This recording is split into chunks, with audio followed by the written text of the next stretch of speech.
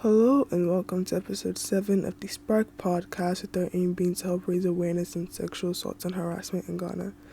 Today we're going to be interviewing a 17-year-old girl who likes to be referred to as Raspberry, with her friend also being referred to as Flavor, as they come and share their stories of sexual harassment and give us some advice based on their stories. So without further ado, please, let's welcome them.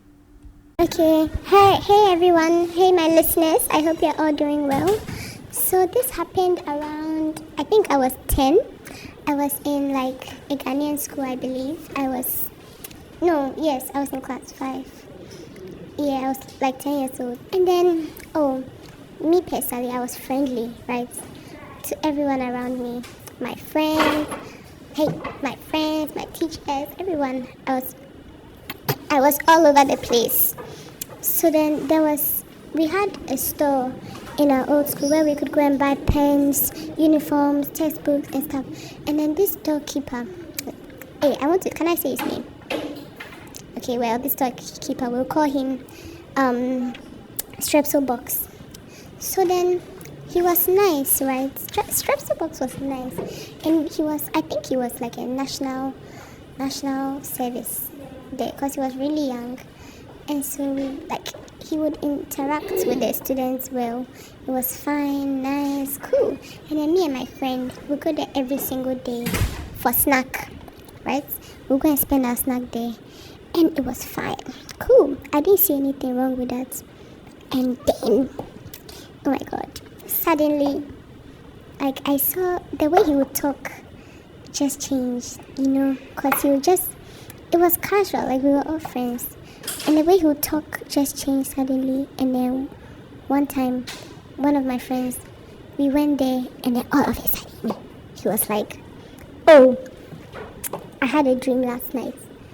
And he was like, "I had a dream that I was kissing you in my dream." And then I was like, "Oh, I still didn't see anything wrong with it too." Because me and my padam, I wasn't 5, I was 10. Yeah, but 10 you should know stuff, but I still didn't see anything wrong with that. So then it was fine. But she was alarmed, and she immediately told her mother about it, and it got to the authorities and everything. But then what shocked me was the authorities they didn't do anything. They were like, "Oh, she's a liar, that students lie," like that. So that still me and my brother. So I didn't think anything of it. Then it was my turn all of a sudden. So I went there and I was like, "Oh, normal." And then he gave me a pencil for free. Because I got free pencil. Okay, I'll take it. And then I remember after he gave me time, they rang the bell. Because in Ghanaian schools when it's time, they bring clink, clink, clink, clink, clink. So yeah, they rang the bell, and then luckily I got out of there before anything. But then it was after that pencil thing that I left, and then my mother found out about it, and then she was like, "What were you doing there?" and everything. Then I was like, "Oh, he's just my friend." Da, da, da, da, da. And then she was like, "What business do you have there?" And she got really upset. No, I said, "It's just my friend." I said, "What business?" She said, "What business do you have there?" And I said, "Oh, it's not anything." And then she got really upset. And then now it was starting to click that, hey, was this normal? It's not that after all these years, now I'm 17, and after all these years, it's just clicked that, hey, this isn't right. So then we didn't see him again. And the funny thing was that after they reported it to the what's their name? No, yeah, police too got involved. After they reported it to the authorities, he was still in the school. They didn't sack him or anything. He was still in the school. And apparently he would do it to other students as well, other students. But then some of them were even older than my age. But then it was verbally, he would be like, "Oh, sweet girl," those type of things, those church mates. Yeah, so that was eventful, but now I'm very wary of who I am around, especially when it's older people. Okay, so even though you mentioned that, like, in a summary, how would you say like this has affected you, or like how you're able to interact with other people? Okay, so me, when I was younger, it didn't really scare me a lot because I didn't know what was going on. But then after my mother explained to me and after I got older, it was then she was rather like scaring, like sometimes she was scaring that, hey, if you go there, they'll kidnap you. If you do this, they'll do this to you and everything. So it's like now I'm scared to go places by myself, and it's like I don't like make friends with older guys. I don't know how people be out there dating people who are like 4 years older than them or stuff. Because I'm scared of older boys rather. So I either hang around with people my age or yeah. Okay, so with this experience, is there anything you would like to add concerning this topic? Yes, there's a lot I'd like to add. First of all, some people seem nice at first glance, that you're talking to them, they may be nice, but once again, if there's the slightest thing wrong, you notice there's something wrong, run back away, or at least tell someone, because if something happens you have to tell a parent immediately so that the issue will get solved and you learn from those mistakes. And then also, don't be hanging around with like people who are like older than you, especially people you don't know very well. Like, you can hang around people who are older but if it's someone you don't know very well, let's say, my friend is taking me to meet someone at a Mall and the guy is like 20 something, don't be hanging around with, like, be wary of your surroundings and be alert. That's what I say. And just talk to someone if something like this happens to you, and just know the signs. I think you really pointed out something very important, that on our website, on the Being Aware page, we have a section that talks about prevention methods or preventative methods, and one of them is being cautious about who you're around and making sure that you're around people you trust in a public area so that nothing like this could happen to you. Even though it was only a verbal interaction with her meeting the guy, and with him being older and being able to take advantage of the situation, he was able to, we're glad he wasn't able to do anything physical, but I'm pretty sure, like, as time went on, he was still able to damage her mentally, as well as, like, I could say that it would still be, like, equivalent to if she was to, do anything physically, which we're glad he did not. So I'm pretty so as you can see that she's taking lessons from her story and bringing about preventative methods. Please take the time to go through to make sure to arm yourself with this knowledge and be able to protect yourself from anything like this. Please, Flavor, do you have anything to add? Right. It's Flavor here. I just wanted to add that it's also important to note that Strepsil was saying something very important that people tend to overlook. Some people might look at Strepsil's story and then see nothing out of it, but you have to understand that it's a step-by-step thing. Normally, if you were in a situation where Strepsil was in, if she didn't take, or let me see, if her parents didn't take the time and energy to put a barrier and a boundary between the man and her, it could have escalated into something more. Like I was saying, Strepsil had no idea what she was doing, or what the man was doing, sorry. What the man was doing was particularly harmful, but if something wasn't done, it could have gone a long way. Not to just harm her, but people around him, because he's like, this is what I can get away with. This is what I can do. So I think it's important to also note that, yeah.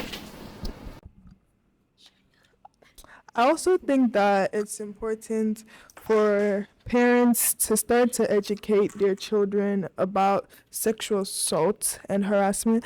I don't think any kid is ever too young to learn about what sexual assault harassment is, because as we can hear from most of these stories, whenever like a victim has undergone this experience, normally they're not aware that they have been a victim of sexual assault or harassment. They don't understand what has happened to them. So if you're able to make your child or children aware of this, you can help them be able to come out with your stories and just try to tell you what has happened to them, rather than them keeping it in and then not feeling comfortable coming out with the story when they finally understand what has happened to them. Okay, also, I feel like parents shouldn't also punish their children. Maybe you are worried or upset, but it's not their fault. It's never, me personally, the younger ones are not to blame, as the older ones knew exactly what they were doing to them. So it's not their fault. So I don't believe parents should maybe punish them, but they are allowed to be worried, just not inflict that worry on your children. Yeah. Or that could stop them from coming to them in the future if it ever happens again, God forbid.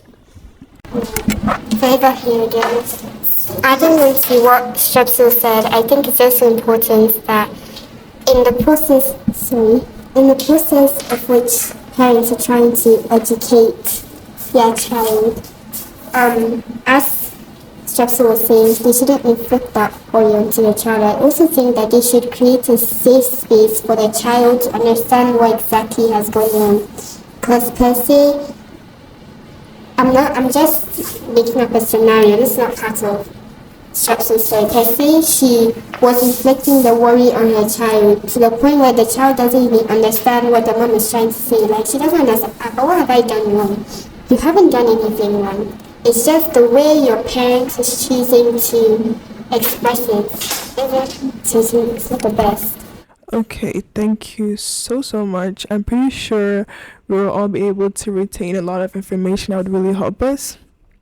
Please, again, regarding this topic or this specific aspect of sexual harassment, please go onto our website, go through the Being Aware page, and just read through it. Understand how to prevent yourselves from it. And also, sexual assault doesn't really, it doesn't mean that, the person has to touch you or the person has to, inflict any kind of actions towards you. How a person talks to you, how they act around you, it's all part of it. Because if you don't feel comfortable around a person and they're approaching you or making sexual advances towards you, it cannot be classified as sexual harassment. So no case ever too small.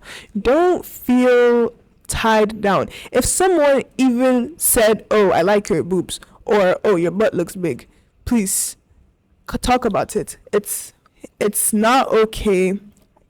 It's not okay, and you should really talk to someone about it. Because if it's taking a toll on you, and you just keep pondering about it, oh, why would they say that? Oh, why they say this? Oh, is my body not covered?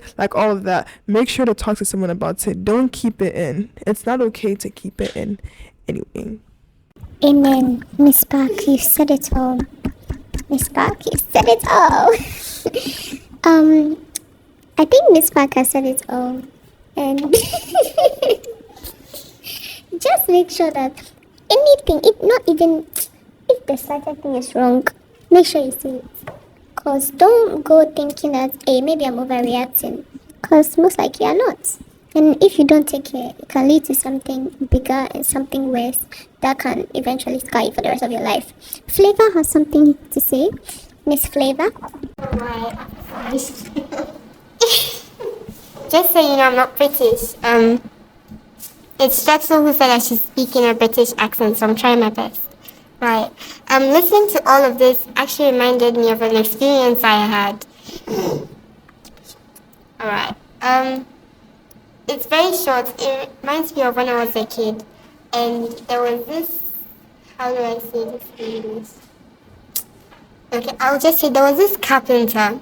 who used to come to our house to fix our gates. That's not what he was. I can't find the English, whatever. There was this carpenter who used to come by our house. And this guy, he used to come by like a few times. So I knew who he was and he knew who I was.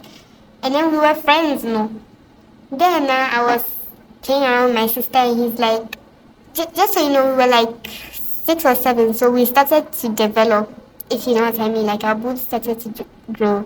And this man had taken a notice of this. You were 6 or 7 and your boobs started to develop. 8 to 7, because I remember it was my old house. We left that house when I was 7. And then he had noticed that my chest had gotten bigger. He was like, oh, your breast is growing. Then I can see it. Then he poked my my chest. Then I was like, and I was giggling and laughing and all of that. Then the guy left, like he was on his way going. Then I would go to my mom and I was like, Mommy, has my chest gotten bigger? She's like, who told you that? Then I was like, oh, the man who came to fix the gates is getting bigger. Then I called the man's boss and called him back and she blasted the man. And I mean, I didn't know. I was just sitting there like, because I had no idea. So I think it's important that parents, please tell your children. Please tell your children about this. Let them know, because sometimes they don't know what you're talking about, so we're just clueless. So yeah, it's if we're not able to educate your kids through a podcast, please make sure to try to talk to them like yourselves. If this is talking from the perspective of either a parent or a guardian or just someone who is mature enough to be able to talk to people younger about this kind of situations. And even if you have classmates who are not aware, it's your job as a member of this Spark community to help everyone become aware of sexual assaults and harassment. Everywhere, not specifically just in Ghana. If you're listening to this from the US, from Bahrain, from the Netherlands, anywhere, please, it's your job as a member of this Spark community to let everyone be aware of sexual assault and harassment. Okay, so that brings this episode to an end. I hope you guys have really learned a lot from the stories that have been shared today. I hope you guys would also take the time to go through our website, go through our pages, read, make yourself more aware, and then help others become aware. I hope you'd also take the time to reach out to your classmates, your colleagues, your friends, or like people who are younger than you, older than you. Help them become aware of the situation, because being part of this Spark community, it's all our jobs to make sure that everyone is aware. Please stay tuned for the next episode, which should be coming out next Wednesday. A new episode comes out every Wednesday, so that's one thing to take note of. And yeah, don't forget to be the spark. Thank you.